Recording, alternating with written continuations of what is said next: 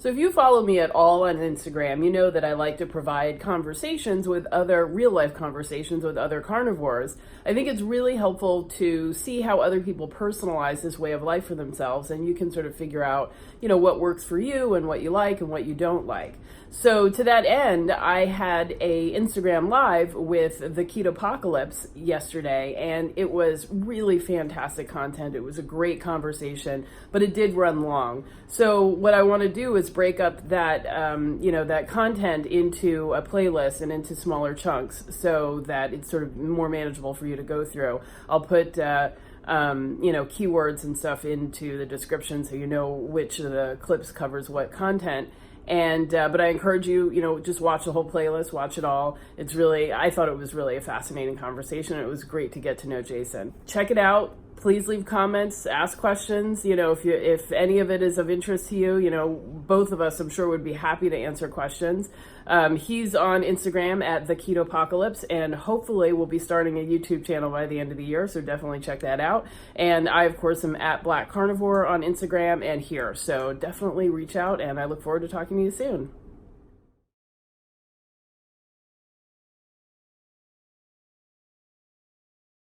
So to start off with, what's your real name? Jason. Okay. All right. Nice to meet you, Jason. I'm AJ. Likewise. AJ? A day, like a sunny day. Oh, okay. Good to meet you. Yeah. You too. So thanks for doing this. I think this is really cool and really fun, and I'm actually excited to talk to you.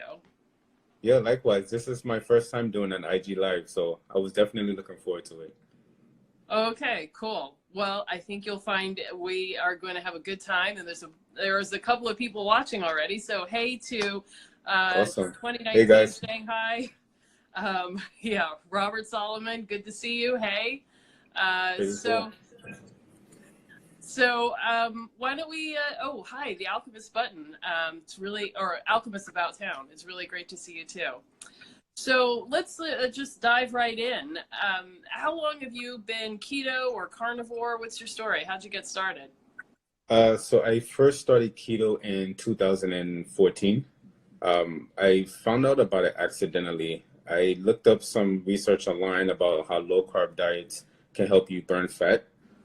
So what I did is I started eating eggs, spinach, and avocado. And I would eat maybe 6 or 7 eggs a day, 2 avocados, and like 3 cups of spinach. So I was really getting maybe 3 grams of carbs the whole day and had no idea. I thought I was getting maybe 40, 50 grams of carbs.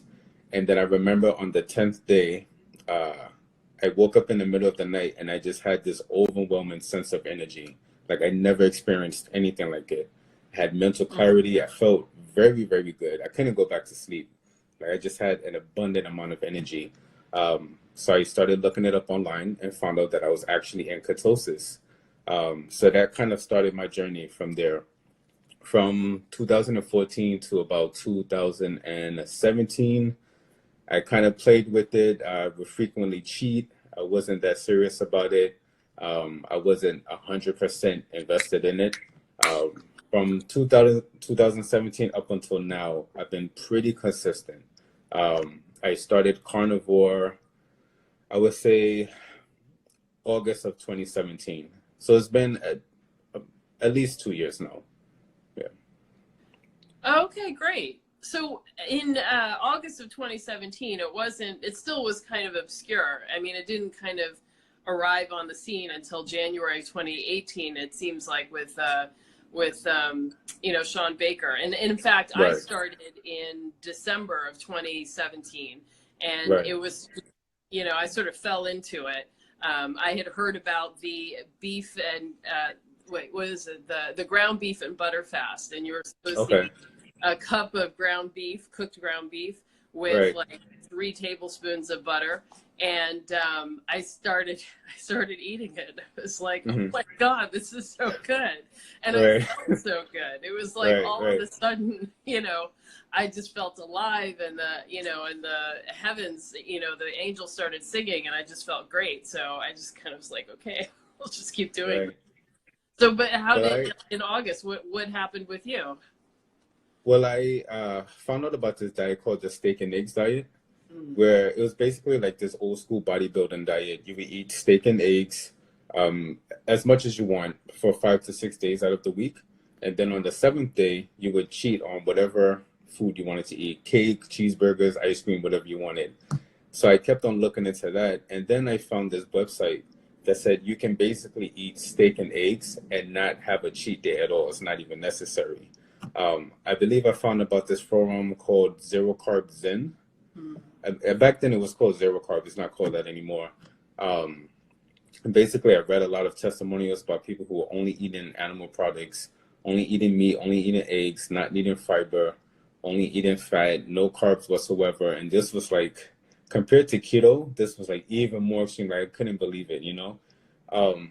So I'm pretty adventurous. So I decided, you know what, I'm gonna try it. And it took me about 2 weeks to get over that hump of getting used to eating so much fat in my diet. Even with keto, there's a bit of a learning curve that you have to go through, transitioning from keto to carnivore.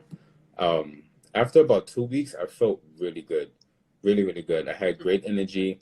My mental clarity was much, much better. I enjoyed food much more.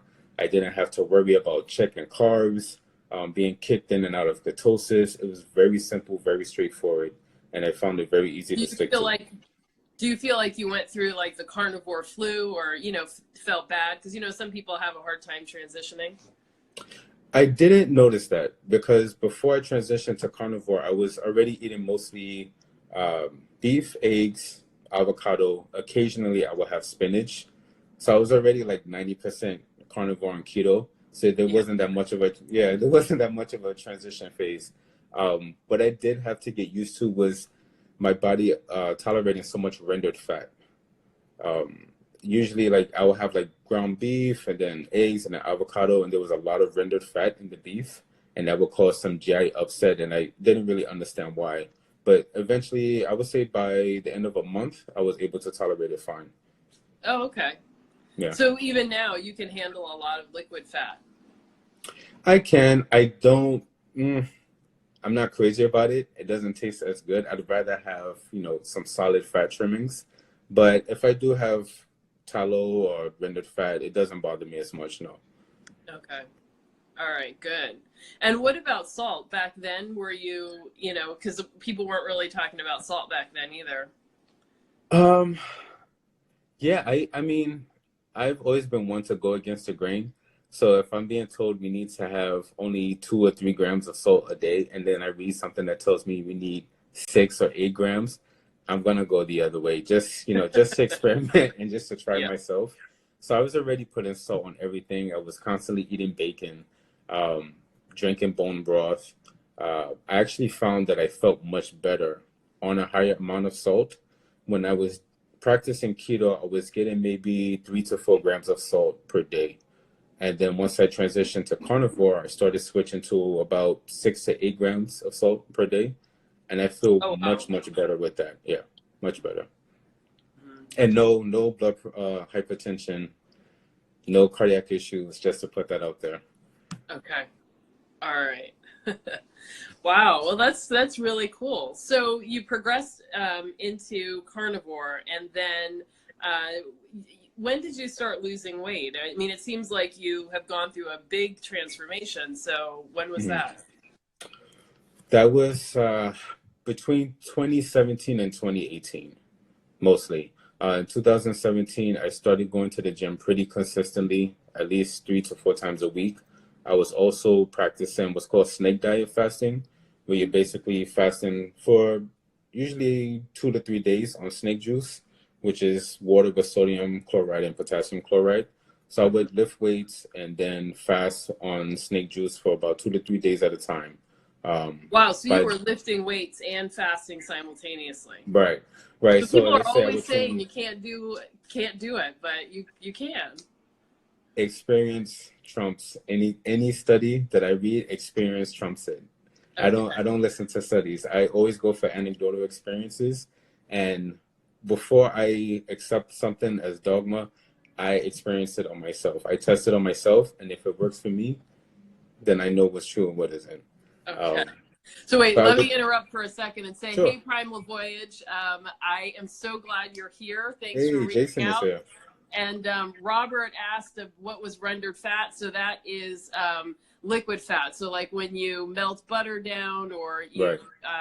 you know, have the fat that comes out of a hamburger or a steak or whatever. So Right. that's rendered fat when it's Right, in liquid right. form. When it solidifies again, you know, it doesn't necessarily have the same stomach upset.